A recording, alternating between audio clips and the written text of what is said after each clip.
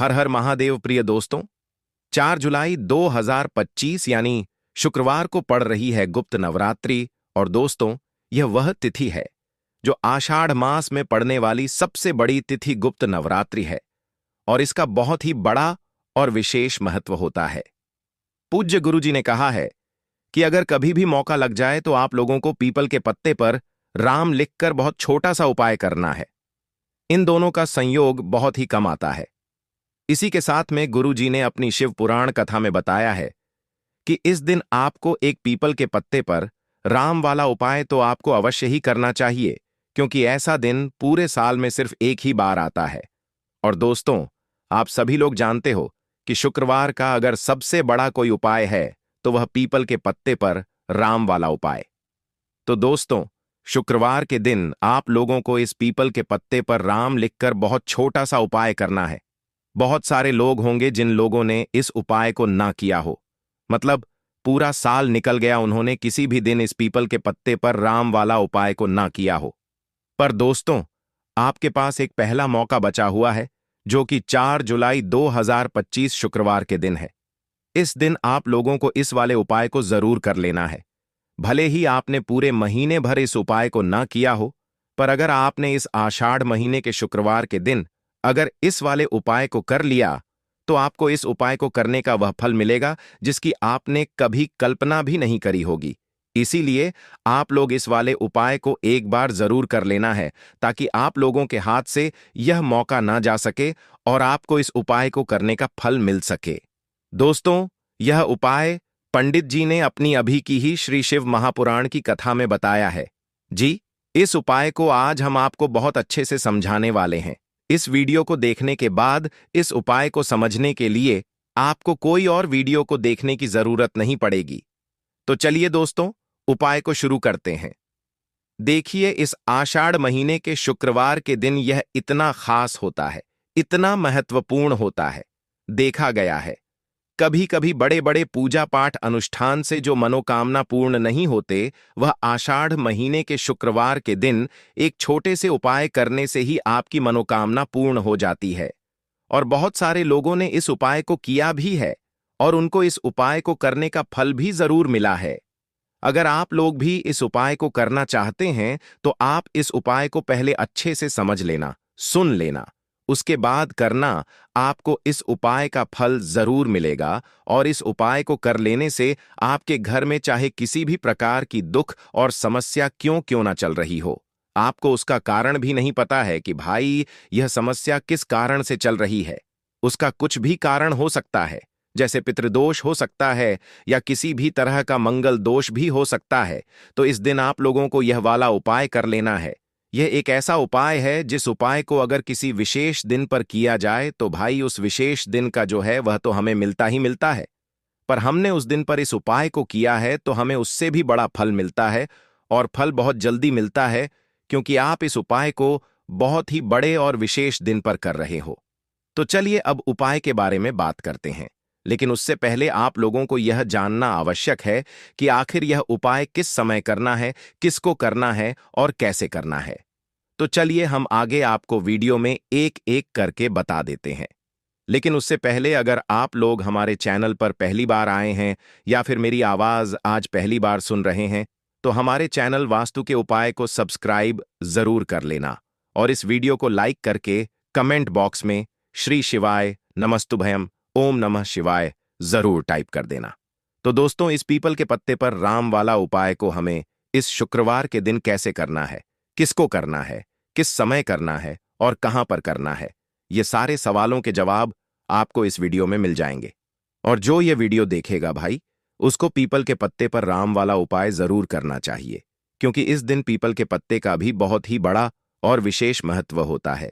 आ जाए पीपल के पत्ते पर राम वाला उपाय की तो यह सोने पर सुहागा वाली बात हो जाती है और यह एक बहुत ही बड़ा उपाय हो जाता है इस शुक्रवार का। तो अब दोस्तों, इस पीपल के पत्ते पर राम वाला उपाय को आखिर करना किसको है, सबसे पहले हम लोग वह बात जान लेते हैं। तो देखो, घर की जो बड़ी माताएं बहनें होती हैं, उन माताओं बहनों में से कोई भी एक बड़ी माता बहन इस वाले उपाय को कर सकती है। और दोस्तों, अगर आप चाहे तो अपने घर में से सभी सदस्यों को भी इस उपाय को करवा सकते हैं। अगर किसी व्यक्ति की खुद की कोई मनोकामना है, खुद की कोई दुख और परेशानी है जो कि वह अपने लिए ही करना चाहता है, इस वाले उपाय को तो वह खुद अपने लिए भी कर सकता है। बाकी अगर कोई घर में से ऐसा है जो कि अपने पूरे घर परिवार की सुख और शांति के लिए यह वाला उपाय करना चाहता है, तो भाई वह भी कर सकता है। उसमें भी कोई दिक्कत वाली बात नहीं है। कहने का मतलब यह है कि इस उपाय को हर एक सदस्य भी कर सकता है और पूरे घर परिवार के सदस्य के लिए घर की बड़ी माताओं बहनों में से कोई एक माता बहन भी कर सकती है। माताएं बहनें अगर घर में उपस्थित ना हो या वह यह वाला उपाय ना कर पा रही हो, तो फिर घर का कोई बड़ा सदस्य भी इस पीपल के पत्ते पर राम वाला उपाय को कर सकता है। चाहे फिर वह पुरुष ही क्यों ना हो, उसमें कोई भी दिक्कत वाली बात नहीं है। उसके बाद में दोस्तों, जो अगला प्रश्न निकल कर आता रहता है वह यह आता है इस उपाय को लेकर कि आखिर इस उपाय को हमें किस समय करना है, सुबह के समय करना है कि शाम के समय करना है। तो देखो, इस वाले उपाय को आप लोग सुबह के समय भी कर सकते हो और शाम के समय प्रदोष काल में भी कर सकते हो। अब अगर आप पूछो कि आई साहब सबसे उत्तम समय कौन रहेगा इस पीपल के पत्ते पर राम वाला उपाय को करने का, तो हम आपसे बस यही कहेंगे कि इस उपाय को आप सुबह के समय करेंगे तो ज्यादा बेहतर होगा। बाकी अगर प्रदोष काल शाम के समय भी करेंगे तो भी अच्छा होगा, उसमें कोई भी दिक्कत वाली बात नहीं है। तो अब दोस्तों, जो अगली सबसे बड़ी और महत्वपूर्ण बात आती है वह यह आती है कि सुबह अगर हम उपाय को करेंगे तो हमें कितने बजे से लेकर कितने बजे तक के बीच में करना है, और शाम के समय प्रपाद्य प्रदोष काल में करेंगे तो हमें कितने बजे से लेकर कितने बजे के बीच में करना है। तो देखो, सुबह जितनी जल्दी हो सके आप उपाय को करने की कोशिश करना। बाकी अगर किसी कारणवश लेट भी हो जाओ, थोड़ी देर भी हो आए, तो 10 या 11 बजे तक भी आप उपाय कर लेना, पर 12 बजे से ज्यादा देरी ना हो, ठीक है?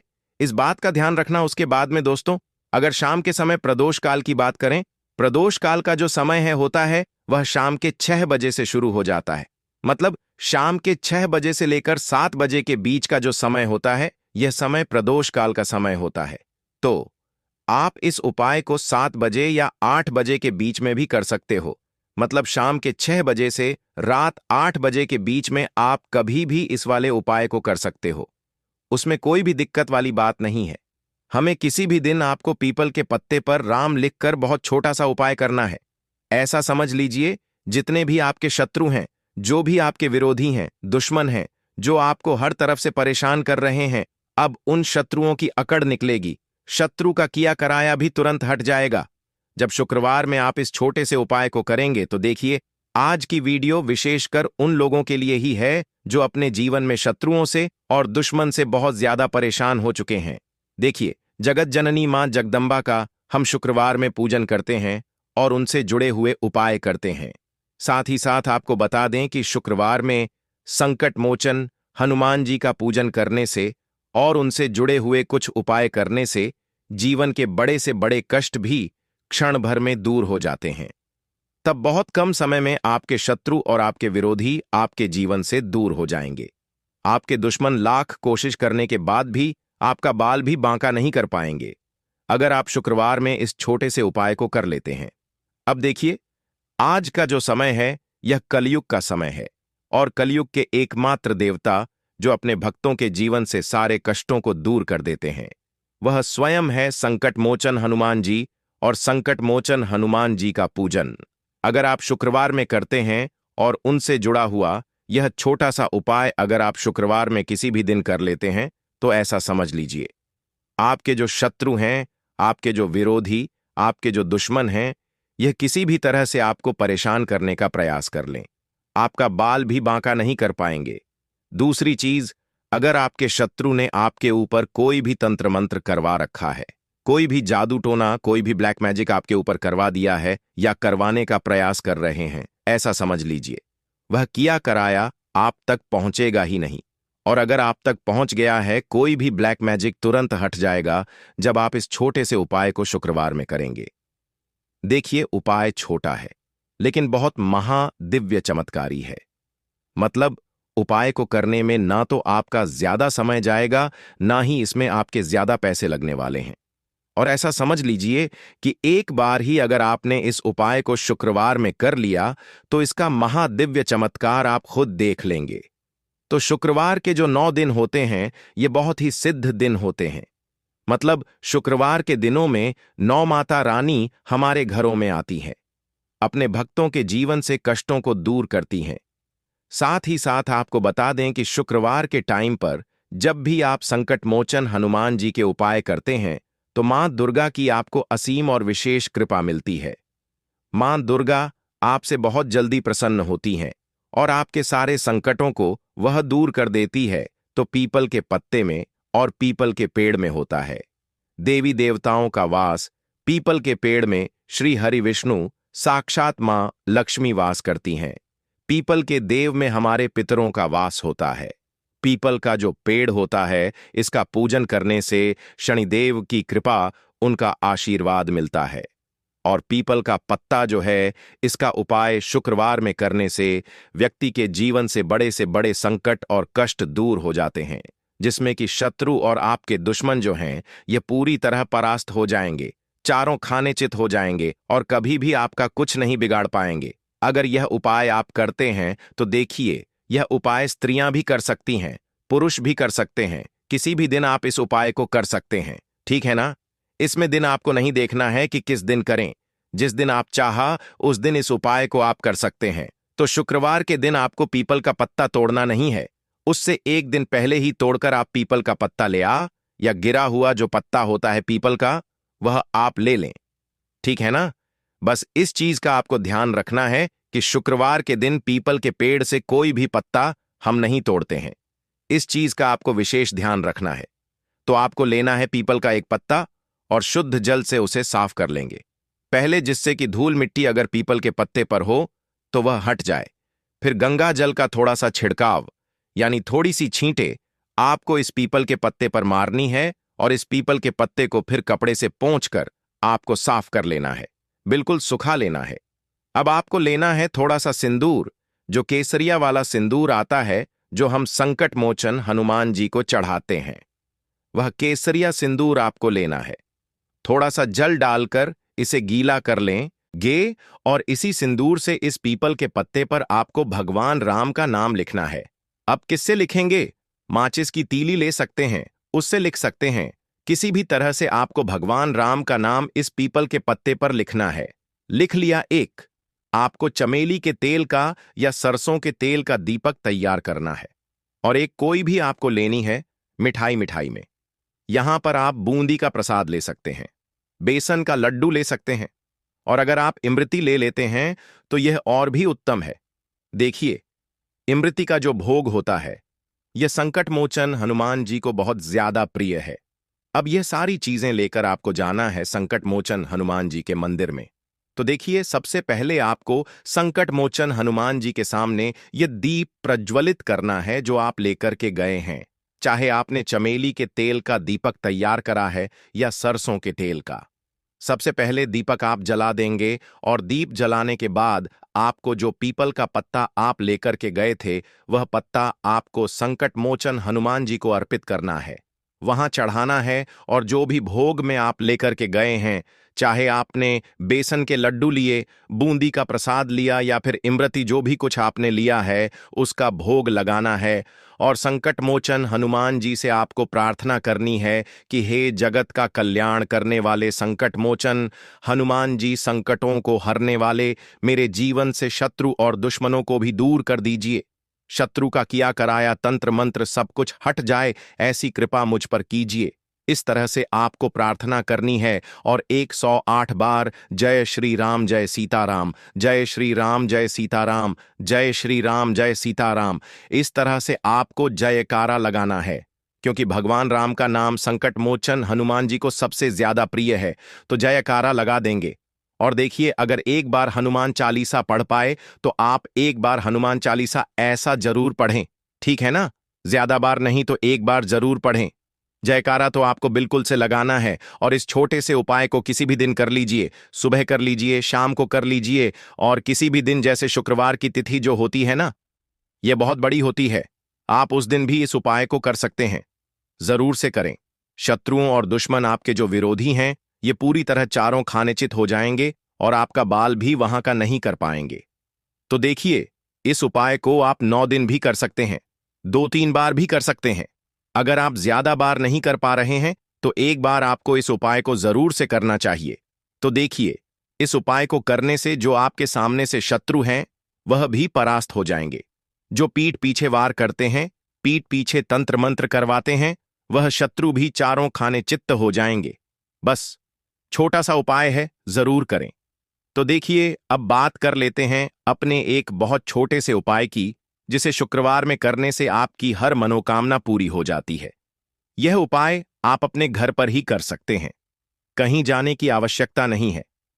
कोई भी ऐसी विश जो बहुत लंबे समय से अधूरी है, पूरी नहीं हो रही है, या धन को लेकर आप बहुत परेशान हैं, या घर में संकट कष्ट बहुत आते हैं, बीमारियां बहुत आती हैं, तो एक लाल पुष्प जैसे कि गुलाब का फूल भी लाल होता है, आप जरूर से अपने घर के मंदिर में मां दुर्गा को अर्पित करें और एक देसी घी का दीपक लाल बाती का जलाकर मां का पूजन करें।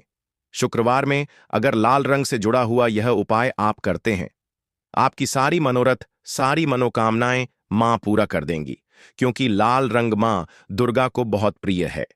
लाल पुष्प और लाल रंग की बाती का दीपक आपकी बड़ी से बड़ी मनोकामना को भी पूरा कर देगा। शुक्रवार में यह उपाय आप किसी भी दिन कर सकते हैं। दूसरे उपाय कि हल्दी वाला जल आपको अपने घर में किस जगह पर डालना है और उपाय को कैसे करना है और कैसे यह हल्दी वाला जलते आषाढ़ महीने का शुक्रवार के दिन जब आप अपने घर में डालते हैं, छींट है। उपाय को करते हैं तो सीधे सीधे मां लक्ष्मी आपसे प्रसन्न होकर आपके घर में आती हैं और श्री हरि विष्णु के साथ आती हैं। स्थिर लक्ष्मी का आपके घर में वास होता है। कहने का मतलब है कि फिर कभी भी मां लक्ष्मी आपके घर को छोड़कर नहीं जाती है। जो लोग कहते हैं कि हमारे घर में धन तो आता है लेकिन चला जाता है लेकिन फिजूल खर्ची बहुत है। धन तो घर में आता है लेकिन तिजोरी कभी धन से भरी नहीं रहती है, खाली हो जाती है। तो 90 पर लोग ऐसे होते हैं जिनके जीवन में यह समस्या होती है कि हमारे घर में स्थिर लक्ष्मी का वास नहीं है। देखिए, हम सभी चाहते हैं ना कि मां लक्ष्मी और श्री हरि विष्णु हमेशा हमारे घर में रहे, उनका आशीर्वाद बना रहे। हम हमारे जीवन के जितने भी दुख हैं उनका सामना जो है बहुत आसानी से कर सके। देखिए, जब व्यक्ति के पास पैसा नहीं होता है ना, तो वह बहुत सारे कष्ट दुख उसके जीवन में जब आते हैं उनका सामना भी नहीं कर पाता।